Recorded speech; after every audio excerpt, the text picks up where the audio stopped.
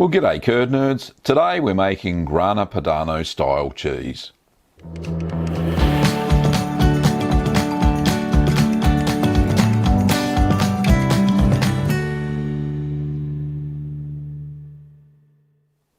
So yes, I said style cheese. It's not the real deal. It's not Grana Padano. It should be a fairly hard Italian cheese that is grainy, just like Grana Padano is, and its cousin Parmesan, or Parmigiano Reggiano. So it is not any of these two PDO cheeses, or protection designation of origin. So please don't flame me in the comments below. It's made with a semi-skimmed milk of about 2% fat, and you need to use a lot of it because the yield is quite low. Normally full cream cow's milk gives you a yield between 10 and 12%. I found that I got a yield that was significantly less, probably in the tune of about 5 to 6%. So out of the 14 litres of milk that I used, I got about 1.2 kilos. But you'll see that near the end of the video. Anyway, enough of me waffling. Let's get on and see how I made Grana Padano style cheese. I'm using Inglenook Dairy low-fat milk today. It's pasteurised and homogenised. The ingredients for this cheese are 14 litres or 14.8 quarts of low-fat cow's milk at 2% fat, 1/8 of a teaspoon of mesophilic culture, 1/8 of a teaspoon of thermophilic culture, 1/32 of a teaspoon of lipase diluted in 60 millilitres of cool non-chlorinated water, 1.25 millilitres or quarter of a teaspoon of calcium chloride diluted in 60 millilitres of cool non-chlorinated water, 2.5 millilitres or half a teaspoon of liquid rennet. I'm using single strength, diluted in 60 millilitres of cool non-chlorinated water, and you'll need a saturated brine solution at 18%. Now, I used 3 litres of 5% milk and 11 litres of 1.3% milk. Now, heat your milk up to 34 degrees Celsius, 93 degrees Fahrenheit, and you can see I've reached the temperature there already.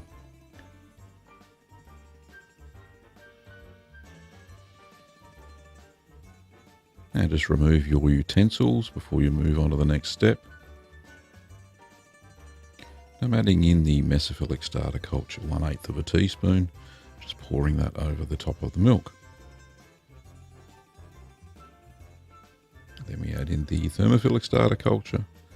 I'm just pouring that over the milk as well.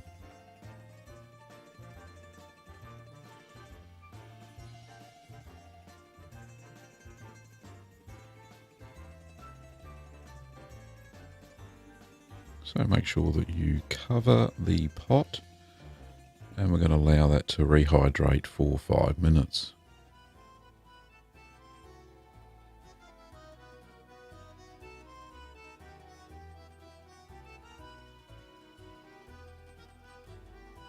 Okay, the cultures are rehydrated, so we're going to mix those thoroughly through the milk. Just give it a good stir. Just gently mix those cultures that are floating on top into the milk, and then mix it in a top to bottom manner, as you can see there, sped up of course.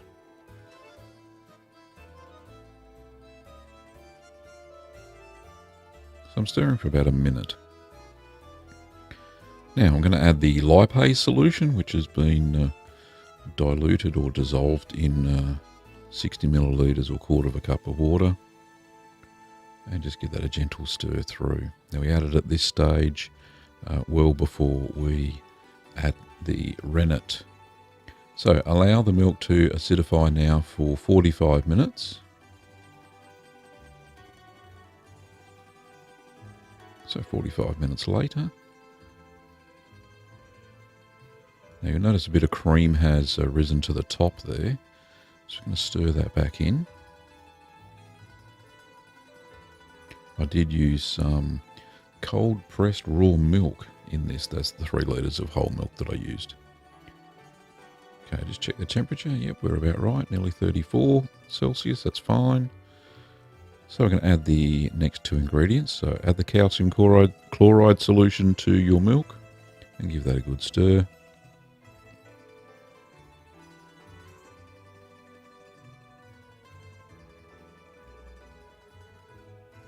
Then add in your rennet solution.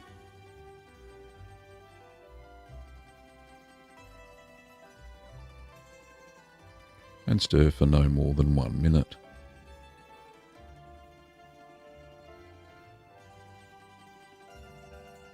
Okay, cover the milk again, stop any fluff or dust getting on your milk. And we're going to allow that to set now for 45 minutes at the target temperature of 34 Celsius, 93 degrees Fahrenheit.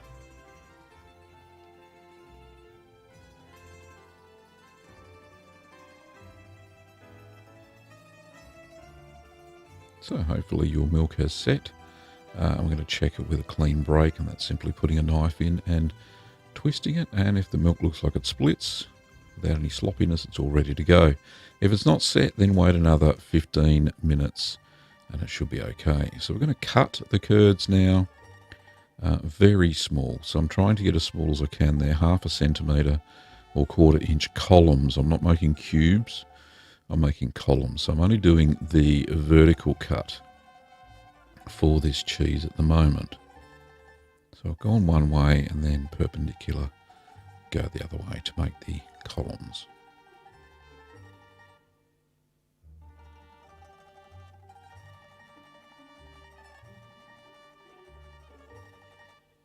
There we go, columns all cut. Now I'm going to use a balloon whisk, just checking to see if it reached the bottom of the pot. It's always a good start. And we just plunge that and cut the curds smaller. So we're trying to halve the size of the curds that you originally cut with the knife. Probably down to about, well, baked bean size, I think.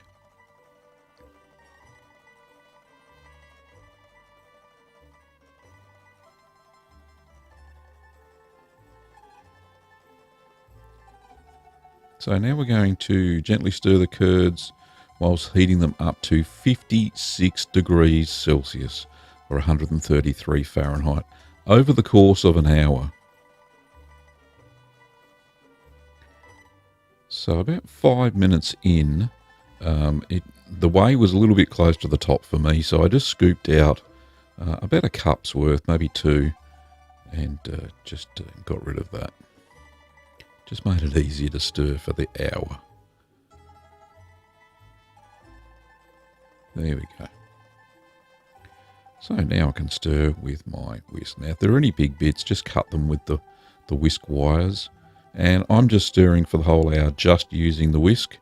And you'll see that 1 hour later that the curd size is about the size of a plump rice grain. That's the size you're looking for. Now, this is the same with any hard Alpine or hard Italian style cheese. Very small curd size and cooked to a very high temperature. So we're going to remove the heat, so I'll just turn that off. I'm going to allow the curds to settle down to the bottom for 1 hour. This also helps them acidify even further.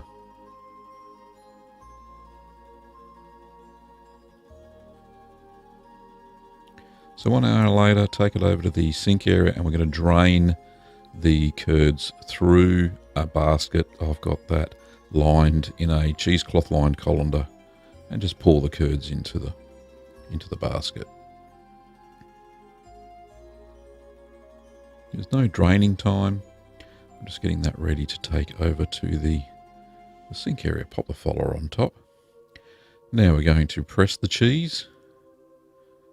So the initial pressing is not as heavy as you would think. I've done about halfway down the spring. It's about 10 kilograms or 22 pounds. I'm going to do that for, just had to retighten the spring there, for 30 minutes.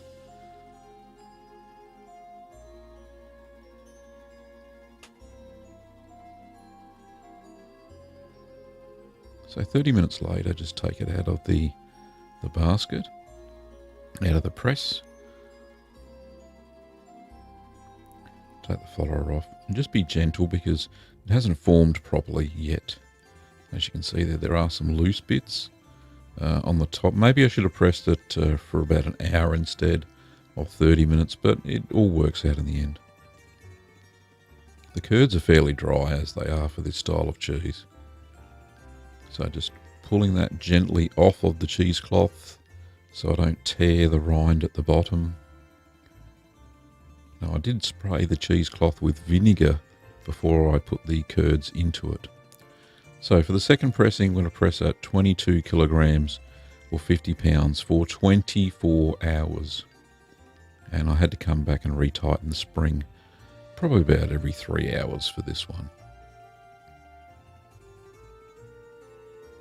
So 24 hours later, I'm going to remove the cheese from the press and the mould.